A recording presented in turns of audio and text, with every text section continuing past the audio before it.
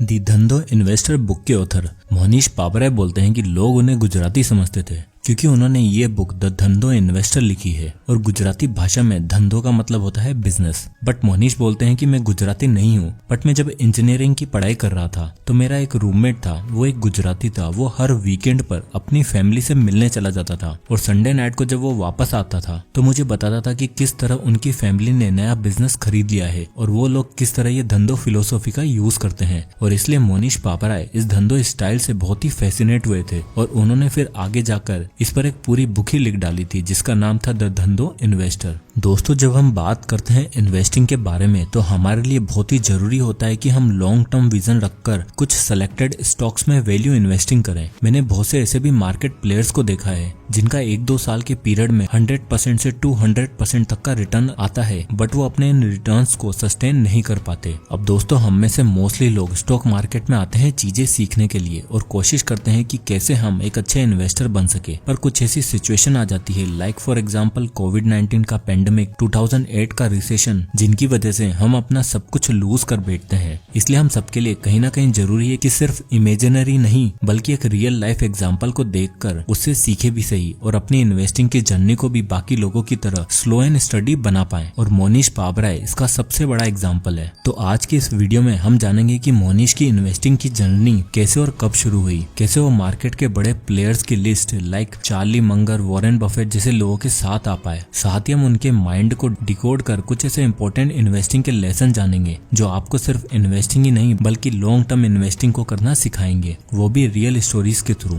तो ये सब जानने के लिए वीडियो के एंड तक जरूर बने रहिएगा। दोस्तों, मोनीश पाबराय का जन्म बॉम्बे में रहने वाली एक मिडिल क्लास फैमिली में हुआ। उनके फादर खुद एक एंटरप्रेन्योर थे, बट अनफॉर्चुनेटली उन्हें काफी बिजनेस में लॉस हो चुका था, जिसकी वजह से उनकी फैमिली की फाइनेंशियल कंडीशन उतनी अच्छी खासी नहीं थी। मोनीश ने बचपन में ही जान लिया था कि पैसा कमाना और अपने लिए नाम बनाना कितना जरूरी है और एक अच्छे एजुकेशन बैकग्राउंड होने की वजह से 1983 में उन्होंने साउथ कैलिफोर्निया की क्लेमसन यूनिवर्सिटी में पढ़ने का मौका मिला। क्लेमसन यूनिवर्सिटी में मोनीश का मेजर टेक बैकग्राउंड था और उन्हें इन्वेस्टिंग, फाइनेंस, स्टॉक मार्केट जैसी चीजों में ज्यादा इंटरेस्ट नहीं था।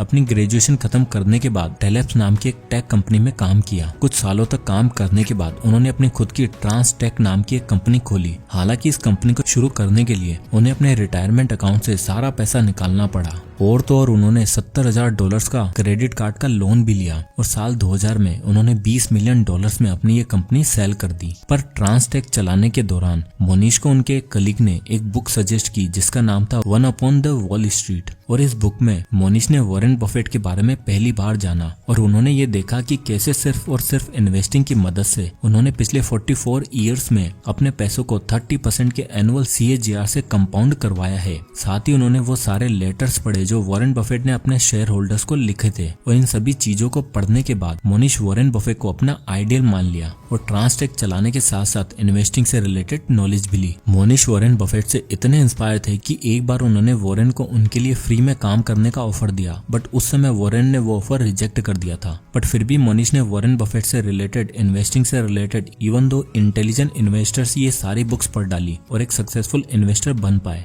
मोनीश ने 1999 में जब पाबराय हेज फंड की शुरुआत करी थी तब उनके AUM यानी एसेट अंडर मेंटेनेंस $1 बिलियन के आसपास थे और आज की डेट में ये AUM $1 बिलियन से भी ऊपर है। मोनीश ने वॉरेन बफेट को अपना गुरु मानते थे और उनके नक्शे कदम पर उन्होंने चलना शुरू कर दिया। और एक मौका ऐसा भी आया जब उन्हें वॉरेन बफेट, चार्ली मंगर जैसे बड़े बड़े इन्वेस्टर से मिलने का मौका मिला, जब वो उनके दोस्त मिस्टर गाय पियर्सन के साथ एक चैरिटी इवेंट में गए जिसमें हाईएस्ट बिडर को वॉरेन बफेट के साथ डिनर करने का मौका मिलने वाला था और इसके लिए उन्होंने 4,86,00,000 रुपए स्पेंड किए सिर्फ एक डिनर के लिए। और उस डिनर ने मोनीश की पूरी लाइफ चेंज कर दी। वो बताते हैं कि उस डिनर में उन्होंने वॉरेन से वो सारी बातें सीखी जो शायद वो किसी भी इन्वेस्टर को $10 मिलियन देकर भी नहीं सीख पाते। वो बताते हैं कि उस डिनर में उन्होंने वॉरेन को एज एन इन्वेस्टर कम और एक एज ए पर्सन ज्यादा देखा जो अपनी वेल्थ का कुछ हिस्सा चैरिटी करने में विश्वास रखते थे। और जब मुंबई में मोनीश अपनी अर्ली एजुकेशन ले रहे थे तब उन्होंने देखा था कि बच्चों की पढ़ाई में हायर एजुकेशन लेने में बहुत ही दिक्कत होती है और इसलिए उन्होंने मिस्टर आनंद कुमार के सुपर 30 प्रोग्राम से इम्प्रेस होकर उन्होंने भी दक्षिणा नाम की एक चैरिटी चैरिटेबल ट्रस्ट शुरू करी। मोनीश बताते हैं कि उन्होंने वॉरेन बफे, बेंजामिन ग्राहम और चार्ली मंगर जैसे लोगों से 3 मोस्ट इम्पोर्टेंट वर्ड सीखे। सर्कल ऑफ कॉम्पिटेंस, यानी जिस चीज को आप समझते हो सिर्फ उसी में इन्वेस्ट करो, और जिसके बारे में मैं आपको इस वीडियो में आगे बताने वाला हूँ। दोस्तों, मोनीश पाबरा ने वॉरेन बफे को अपना गुरु मानकर उनके नक्शे कदम पर चलकर आज वो अचीव कर लिया है जो हम जैसे मोस्टली इंडियंस का सपना होता है, और उनसे मिले कुछ इंपॉर्टेंट लेसन को वो अपनी लिखी बुक द धंधो इन्वेस्टर में भी बताते हैं। तो चलिए अब इस बुक के अमेजिंग लेसन को समझते हैं। तो सबसे पहले आता है लेसन नंबर 1, द धंधो फ्रेमवर्क। मोनीश पाबरा बोलते हैं कि गुजराती पटेल्स मोस्टली एक फ्रेमवर्क यूज करते हैं अपना पैसा इन्वेस्ट करने के लिए, जिसे धंधो फ्रेमवर्क बोला जाता है। और मोनीश ने इस बुक में एक बहुत ही अच्छी फेमस लाइन बोली है,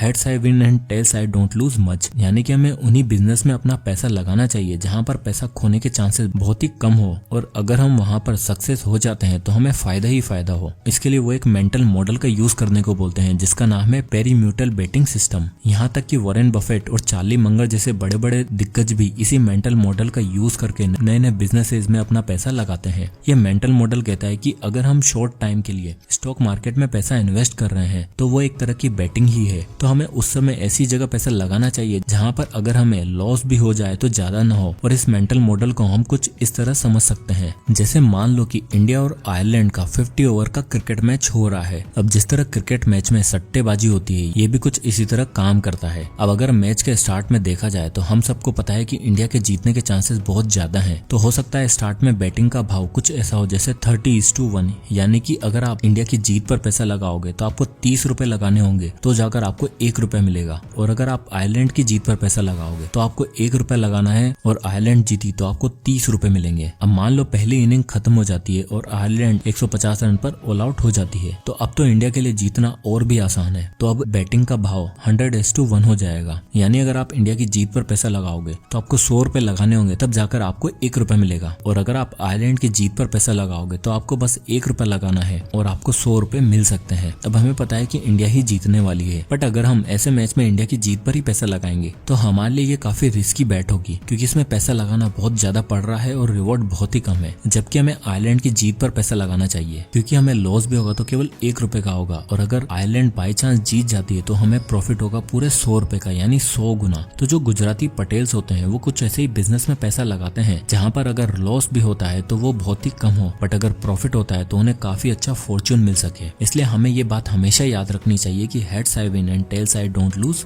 मच। लेसन नंबर 2, धंधो बिजनेस आर्बिट्रेज। चलिए इसे एग्जांपल से समझते हैं। मान लो कि 2 शहर है, town A and town B. Town A की पॉपुलेशन है 40,000 और टाउन बी की पॉपुलेशन है 50,000। तो टाउन बी में एक बार्बर है जिसका नाम है डेविड, जो एक सैलून में एम्प्लॉय है। वो कुछ दिनों से नोटिस कर रहा है कि कुछ न्यू कस्टमर जो कि टाउन सी में रहते हैं, जो बिल्कुल टाउन ए और टाउन बी के बीच में है, वहाँ से कस्टमर उसके पास बाल कटवाने के लिए आ रहे हैं। टाउन सी एक नया शहर है जिसकी पॉपुलेशन अभी ज्यादा नहीं है और वो एकदम टाउन ए और टाउन बी के बीच में है, और वहाँ पर कोई सैलून भी नहीं है। तो वहाँ के लोग या तो टाउन ए या फिर टाउन बी में बाल कटवाने के लिए आते हैं। अब डेविड को यहाँ पर एक अपॉर्चुनिटी दिखती है। वो सोचता है कि अगर मैं एक सैलून टाउन सी में डाल दूं तो वहाँ के लोग मुझसे बाल कटवाएंगे, और तो और मैं उस सैलून का मालिक भी बन जाऊंगा, और वहाँ के लोगों को टाउन ए या टाउन बी में नहीं आना पड़ेगा और उनका टाइम भी बचेगा। अब डेविड के पास ज्यादा पैसा तो नहीं है, तो वो थोड़ा सा पैसा लोन पर लेता है और केवल एक चेयर के साथ एक छोटा सा सैलून ओपन करता है टाउन सी में। टाउन सी डेविड के शहर टाउन बी से केवल 50 किलोमीटर की दूरी पर होता है, तो उसे वहाँ जाने में मुश्किल से 1 घंटा लगता है। तो डेविड अपनी पुरानी जॉब को केवल पार्ट टाइम करने लगता है और एक अपना छोटा सा सैलून टाउन सी में खोल देता है। शुरू में थोड़े से क्लाइंट ही उसके पास बाल कटवाने के लिए आते हैं, और हम ह्यूमंस की एक खास बात है, we are creature of habits. हम लोग हमेशा एक ही साइड से शेव करना स्टार्ट करते हैं। हम इवन अपने बालों की कंघी भी एक ही साइड से करते हैं, और हर महीने हम लोग एक ही बार्बर से बाल भी कटवाने जाते हैं। तो स्टार्ट में जो डेविड के पास कस्टमर आए थे, अब वो उसके पास रेगुलर आना शुरू कर देते हैं, क्योंकि उन कस्टमर को अब दूसरे टाउन में बाल कटवाने के लिए नहीं जाना पड़ता, और डेविड का काम भी अच्छा था। तो जब लोग परमानेंट हो जाते हैं तो वो अपनी पुरानी जॉब से रिजाइन कर देता है और अपना जो सैलून है उसे और भी बड़ा कर लेता है, क्योंकि अब टाउन सी के सारे कस्टमर उसके पास आना स्टार्ट हो जाते हैं। तो इस तरह डेविड ने जगह का इस्तेमाल करते हुए अपने बिजनेस को स्टार्ट किया। तो ये धंधो फ्रेमवर्क हमें यही बताता है कि हमें अलग अलग जगह को एक्सप्लोर करना चाहिए और एक ऐसे बिजनेस को सेटअप करना चाहिए जहां से हम कम पैसा लॉस के भी अच्छे से अच्छे रिटर्न्स बना सके। तो दोस्तों अब आता है third and important important lesson जो मोनीश पाबरे हमें सिखाते हैं वो है बी ऑब्सेसिव एंड कंपल्सिव। यानी अपने स्टडी किए हुए डिसीजन को लेकर इतने ऑब्सेस्ड हो जाओ कि कोई ट्वीट, कोई पोस्ट या कोई न्यूज आपको अपने डिसीजन को चेंज करने पर मजबूर ना कर पाए। यहाँ पर मैं एक्सट्रीम केसेस लाइक कोविड या वॉर की बात नहीं कर रहा। उनका कहना है कि अपनी स्टडी को इतने अच्छे से एग्जीक्यूट करो कि आपको उसमें विजन दिखे। एग्जाम्पल के लिए एक बार ओमाहा में हो रही बर्कशायर हाथवे की शेयर होल्डर मीटिंग में वॉरेन बफे से किसी ने पूछा कि सर अब यूएस मार्केट में 5000 से भी ज्यादा स्टॉक्स हो गए हैं, आप कहते हैं कि स्टडी करके इन्वेस्ट करो, किसको स्टडी करें, किसको छोड़ दें, किस में इन्वेस्ट करें, कैसे पता लगेगा। ऐसे में वॉरेन ने जवाब दिया, start with the companies which begins with letter A. यानी सबसे पहले ऐसे कंपनी को स्टडीज करो जिसका नाम ए से शुरू होता है। और क्या आप जानते हैं कि वॉरेन खुद भी कुछ ऐसा ही करते थे। जब वॉरेन ने अपने अर्ली 50 में थे तो वो मूडीज के मैनुअल को पढ़ा करते थे जिसमें ए से लेकर जेड तक सारी कंपनीज का डेटा होता था। और ये बात शायद आप में से बहुत कम लोगों को पता होगी कि वॉरेन आज भी दिन में 8 से 10 घंटे सिर्फ बुक्स रीडिंग करते हैं और अपनी इसी ऑब्सेसिव और कंपल्सिव आर्ट की वजह से वो वर्ल्ड के टॉप इन्वेस्टर बन पाए हैं। यही सेम चीज हम देख लें MS धोनी की, तो वो भी अपने आर्ट को लेकर काफी ऑब्सेसिव और कंपल्सिव रहे हैं। क्रिकेट की गेम के एनालिसिस उनसे बेहतर बहुत कम लोग कर पाते हैं और यही रीजन है कि वो वर्ल्ड के सबसे सक्सेसफुल कैप्टन में से एक हैं। पर क्या ये लोग कभी फेल नहीं हुए? क्या बफे को कभी नेगेटिव रिटर्न्स नहीं मिले या MSD कोई मैच नहीं हारे? बिल्कुल हारे हैं, बल्कि ये लोग अपने फेलियर से और भी ज्यादा सीखे हैं और बेहतर बने हैं। और अगर आप इन्वेस्ट करते समय चीजों को सही से एनालाइज करके कोई बेट खेलोगे तो आपको रिटर्न जरूर मिलेगा। और वैसे भी इंडिया के लोगों को स्टॉक्स के आधे से ज्यादा नॉलेज तो क्रिकेट से ही मिल सकती है क्योंकि इन दोनों में बहुत सारी चीजें सिमिलर है। सो आई होप कि मोनीश पाबरे जी के इन इम्पोर्टेंट लेसन और उनकी लाइफ जर्नी से आप अपनी लाइफ में कुछ वैल्यू ऐड कर पाए होंगे। और अगर आपने अभी तक ये बुक रीड नहीं की है तो मैं आपको रिकमेंड करूंगा कि आप जरूर इसे पढ़ें। तो मिलते हैं नेक्स्ट वीडियो में, तब तक के लिए जय हिंद।